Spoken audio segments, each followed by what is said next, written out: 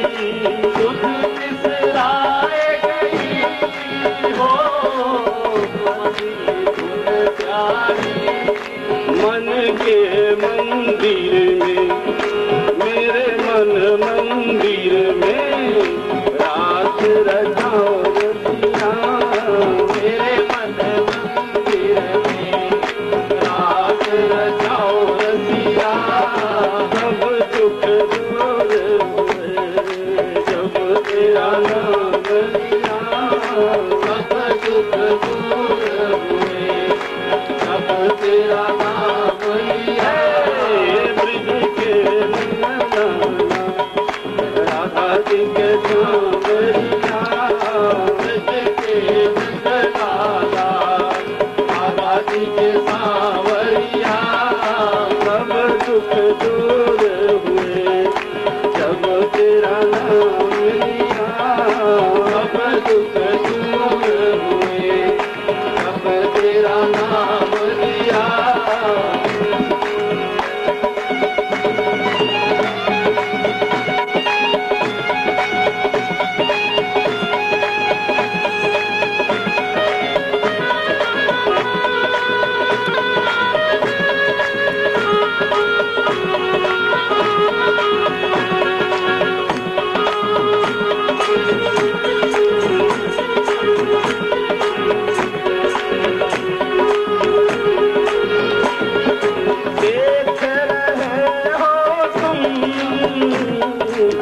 मेरे दुख सारे देख रहे हो तुम,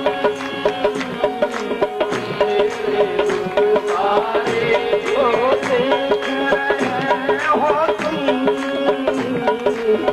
मेरे दुख सारे देख रहे हो तुम, मेरे दुख सारे। अब दर्शन दे दो मेरे नैनों के तारे, अब दर्शन दे दो मेरे नैनों के तारे। अधर पर मुरली हो, अधर पर मुरली हो, कांधे पे कांवरिया, अधर पर मुरली हो, कांधे पे कांवरिया, अधर पर मुरली हो, कांधे पर कांवरिया, अधर पर मुरली हो, कांधे पे कांवरिया। सब दुख दूर हुए जब तेरा नाम लिया, सब दुख दूर हुए जब तेरा नाम लिया। ब्रिज के रंग लाला तेरा ब्रिज नाम लिया, ब्रिज के रंग लाला राधा ब्रिज कांवरिया।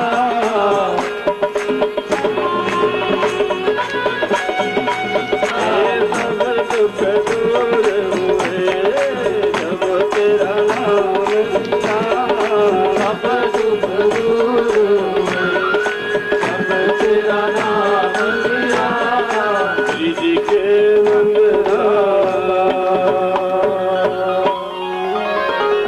गुरुगण के सियापति रामचंद्र महाराज की जय, पवन सुत हनुमान की जय, श्री सद्गुरुदेव महाराज की जय, सत्य सनातन धर्म की जय।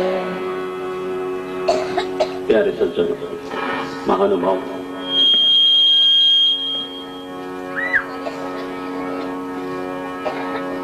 भक्त वत्सल भगवान धनुषधारी दशरथ नंदन भक्त दुख भंजन की असीम कृपा के फलस्वरूप हम लोग भगवान की कथा सुधा का पान कर रहे हैं। ये सचमुच हमारे और आपके जीवन का सबसे बड़े सौभाग्य का समय। भगवान ने बड़ी कृपा करके हम लोगों को ये मौका दिया है। ये समय सत्संग में व्यतीत हो रहा है। कल के सत्संग में हम लोगों ने श्रवण किया था श्री राम कथा भी एक गंगा है और एक वो भी गंगा है। गंगा अवतरण के माध्यम से, श्री राम कथा के माध्यम से श्रीमद् गोस्वामी तुलसीदास जी महाराज घर घर में श्री राम गंगा की धारा को प्रवाहित करना चाहते हैं। गंगा को नीचे उतारने की आवश्यकता है, वरना तो उसमें बहुत कम लोग स्नान कर पाएंगे। और आज श्रीमद् गोस्वामी तुलसीदास जी महाराज की लेखनी में भगवान शंकर की कृपा से, श्री गुरुदेव की कृपा से, अनुकंपा से आज श्रीमद् गोस्वामी तुलसीदास जी महाराज की लेखनी वहां चल पड़ी, जहां से भगवती गंगा का अवतरण होकर के घर घर में वो धारा प्रवाहित होने वाली है। गोस्वामी जी ने कहा, हे मां गंगे, राम कथा की गंगा अब नीचे उतारा जाए। कैसे उतारा जाए, क्या प्रक्रिया हो, क्या समाधान हो, इसका गोस्वामी जी निराकरण करते हैं। आइए उसको सुने।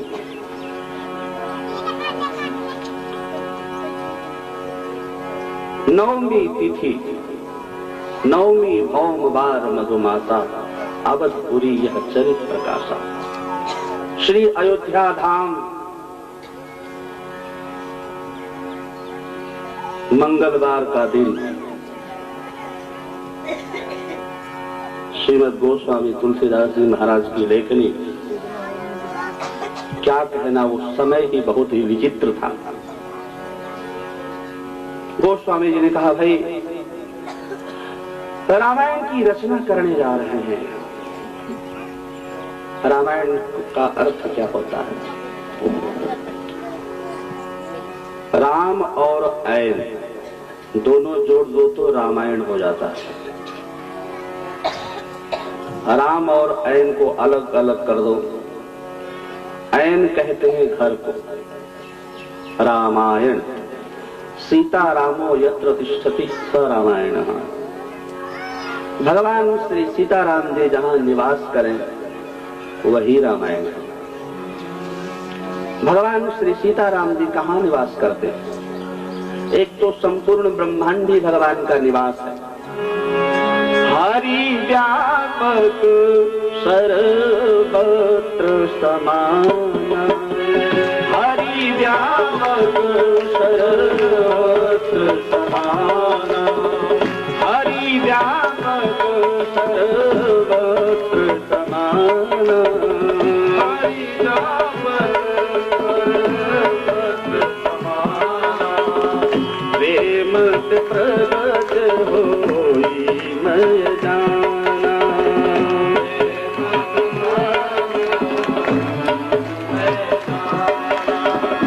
देश काल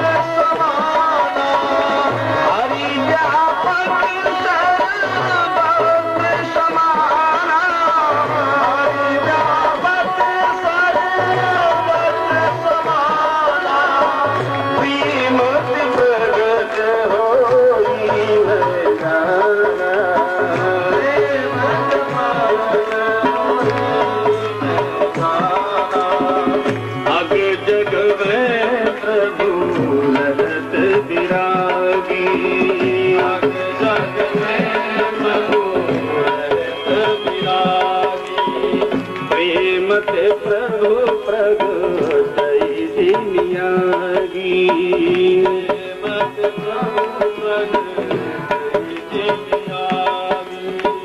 प्रेम ते प्रभु प्रगटई दिनियागी। आप ही कहिए। मंगल भावन मंगल हारी, मंगल भावन मंगल हारी, मंगल भावन मंगल हारी, मंगल भावन मंगल हारी, प्रभु दशरथ अधीर बिहारी, प्रभु दशरथ अधीर बिहारी, प्रभु दशरथ अधीर बिहारी, प्रभु दशरथ अधीर बिहारी। रामायण की रचना करने जा रहे हैं। सीता रामो यत्र तिष्ठति स रामायण। वैसे तो सारा ब्रह्मांड ही परमात्मा का निवास स्थान है, सब जगह परमात्मा रहता है। कण कण में हरि व्यापक सर्वत्र समाना। बोले महाराज इस संपूर्ण ब्रह्मांड में हम कहाँ ढूंढ पाएंगे आपको? आपका एक घर बना देते हैं और घर में हम आसानी से ढूंढ लेंगे। और वो घर का नाम है रामायण। सीता रामो यत्र तिष्ठति स रामायण। श्री सीताराम जी भगवान जहाँ निवास करते हैं उसी को कहते हैं रामायण। और आज रामायण में प्रवेश करा रहे हैं। और इस रामायण का नाम क्या है? बोले भगवान कैसे हैं? मंगल भवन अमंगल हारी, मंगल भवन अमंगल हारी।